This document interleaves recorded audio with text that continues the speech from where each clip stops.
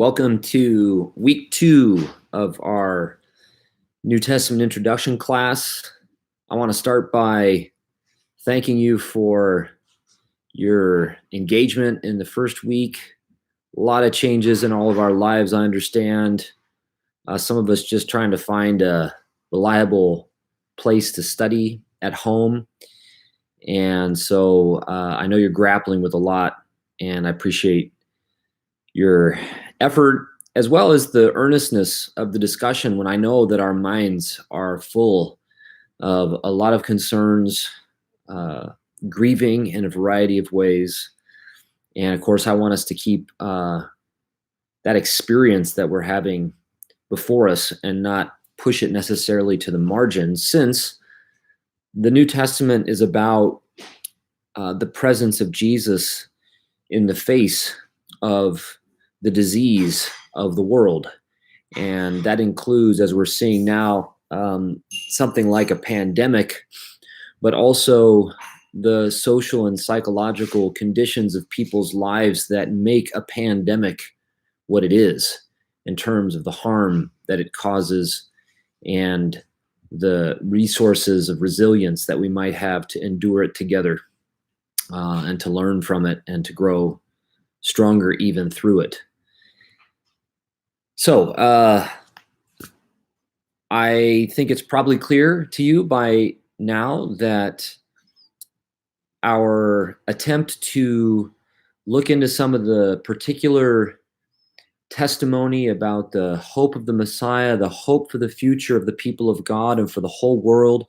is designed to test some of our assumptions about what the gospel is about, who Jesus is, to test some of the categories that we often bring to the interpretation of the New Testament and to our approach to life as Christians, as well as in the vocation of psychology and in the practice of healing through therapy. So one of the themes, I think, in our discussion this past week has been kind of awakening to the clearly social, political, earthy, economic nature of the hope for the future of the people of God and for the whole world. And some of us have tended to underplay the way that Jesus might answer that particular hope. In fact, an impulse that we feel as we're interpreting the New Testament with those voices of hope fresh in our mind from the Old Testament is to say, oh, Jesus doesn't respond to these hopes. He leaves them unaddressed. And I think you can imagine how, first of all, the New Testament on its face is not really compatible with that judgment, because the New Testament claims that Jesus is the fulfillment of Israel's hopes, but also how that might be a big problem for what we as Christians decide is not really relevant to the faith. If we decide that the social and political and economic conditions of people's lives are just not the concern of Christian living,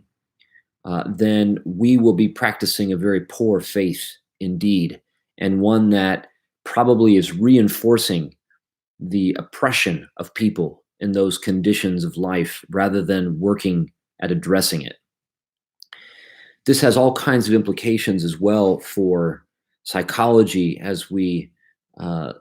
broach questions of integration, because we might, by virtue of certain influences, especially in the West, be apt to dichotomize the condition of a person, the state of their mind, their mental illness, from the fabric of the society or the community of which they're a part. You'll be studying in your classes on psychology all kinds of material showing why we shouldn't be able to do that. But here in the New Testament, we're getting a picture of how we cannot separate the condition of someone's body, someone's mind,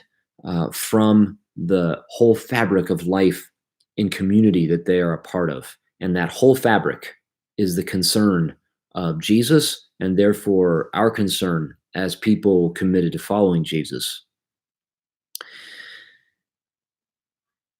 That tension that we feel, I noticed, was the tension sort of between the hope and what we read in the New Testament. I could tell was expressed by many of us in the apparent military uh, way that some people in Israel's past hoped that they would be delivered in the future, and the clearly non military way that Jesus goes about proclaiming and enacting the kingdom of God that comes from heaven, according to Matthew and then the first part of Mark that we read. It is true, as I commented in response to many of your posts in the forums, that some people from Jesus's generation, as well as previous generations, uh, held to a kind of military hope for deliverance. You can see the Maccabees finally relying on that mode of seeking liberation, freedom.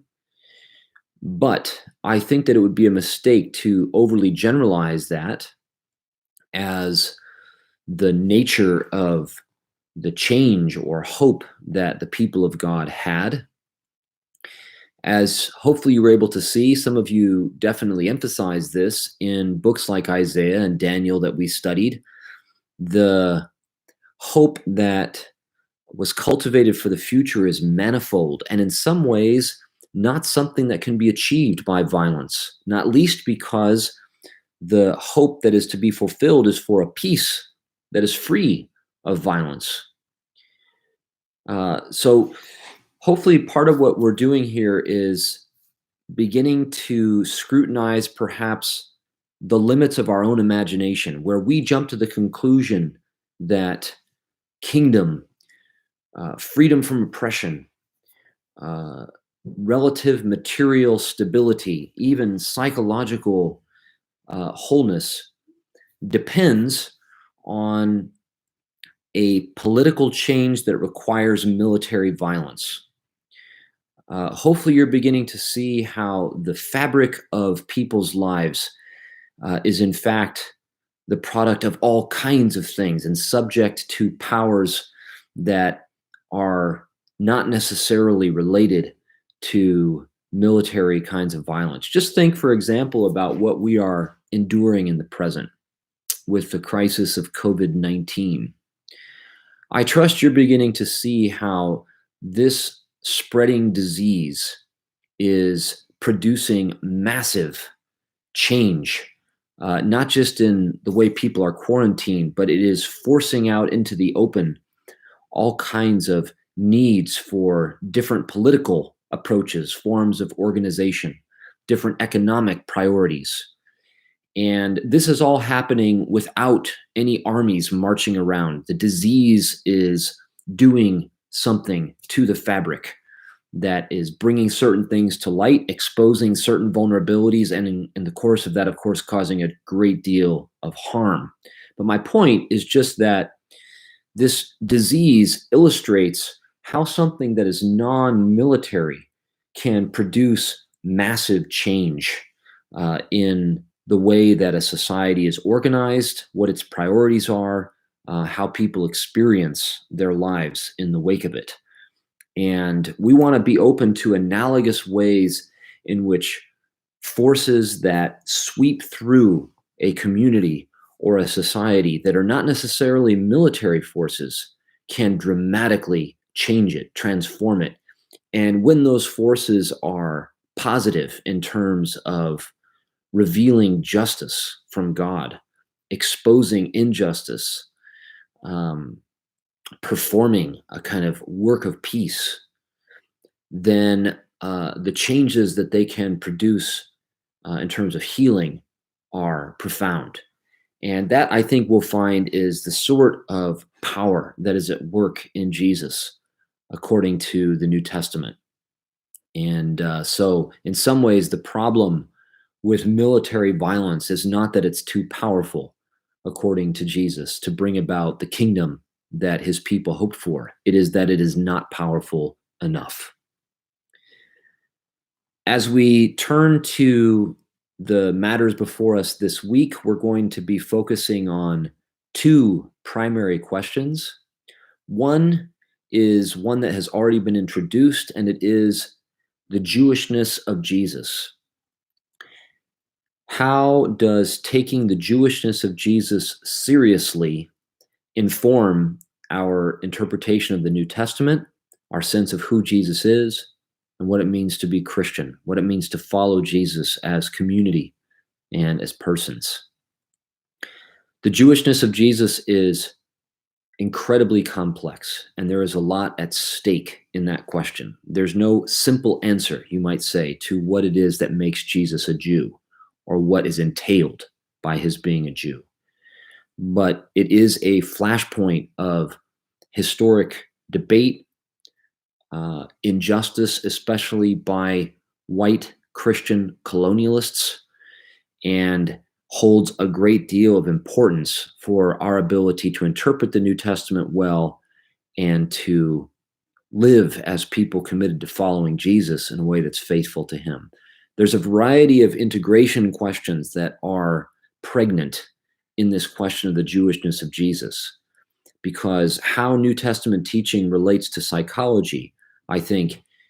is related to how Jesus is a Jew and how his Jewishness is expressed in the way that the gospel testimony is presented,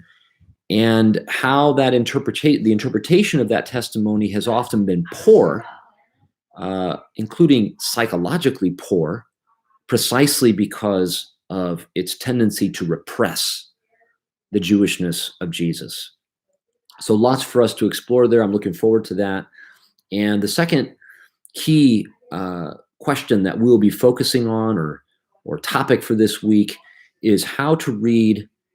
the Gospels, which we've begun to do with Matthew, but the Gospels and Acts as narratives, taking seriously this literary form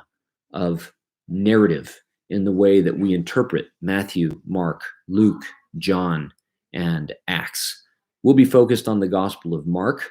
to begin to develop this sensibility and skill as people interpreting these books, but a lot of the insights into the narrative form of Mark will apply also to the other narratives of the New Testament. The urgency of this is that many of us have tended to interpret New Testament narratives not as narratives at all, as simply a hodgepodge of fragments that we turn into slogans, Bible verses that we repeat ad nauseum, as if they held meaning that was utterly independent of the narrative structure and texture in which they're delivered. And this is a big problem and leads to all kinds of distortions in the way that we interpret the words of these narratives. An analogy that might help you perceive what I'm getting at here would be the way that we digest today the medium of film. Because it's a genre of communication, of art that we are familiar with, we all have this intuitive sense that we will not understand a movie very well if we parachute into minute 44 of the movie and begin making all kinds of conclusions about what is happening in a certain scene. No, we know, because of our being formed in a time where this narrative is, where this film is, sorry, that's my dog, where this form is familiar to us, that trying to make sense of a film that way will lead to a very poor experience of the film, misinterpretation of all kinds of things about it. If we start in minute 42, jump to minute 91, then go back to minute 12, and yet that's often how we have read the Gospels and really narratives generally in the Bible. So we want to instead read the Gospels as having a beginning, a middle, and an end, and interpreting them